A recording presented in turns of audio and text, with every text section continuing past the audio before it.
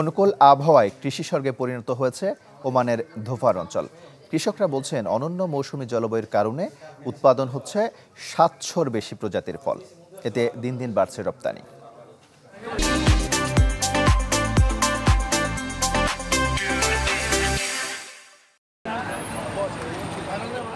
এই দৃশ্য দেখে বোঝার বাকি নেই নারকেল ডাবের চাহিদা কেমন। গ্রীষ্মের খরতাপ থেকে বাঁচতে ভিটামিন ও খনিজ উপাদানে ভরপুর প্রাকৃতিক পানীয়তে মজেছেন ওমানিরা। শুধু তাই নয়, সতেজ গ্রীষ্মমণ্ডলীয় ফলের সন্ধানে ভিড় বাড়ছে দক্ষিণ প্রদেশের দোফার অঞ্চলে। আমরা এই ফলগুলি খেতে গ্রীষ্মমণ্ডলীয় অঞ্চলে যেতাম, কিন্তু এখন এটি সালালায় প্রচুর পরিমাণে পাওয়া যাচ্ছে।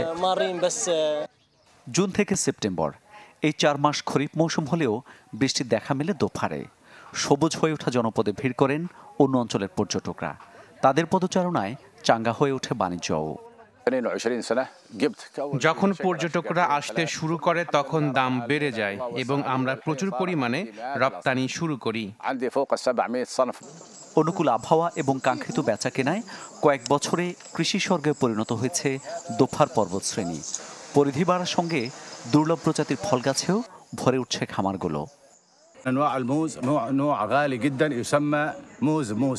এটি একটি খুবই দামি কলা, যার নাম মুসা ব্যানানাস। আমি শুধু একটি ছোট চারা নিয়ে এসেছিলাম।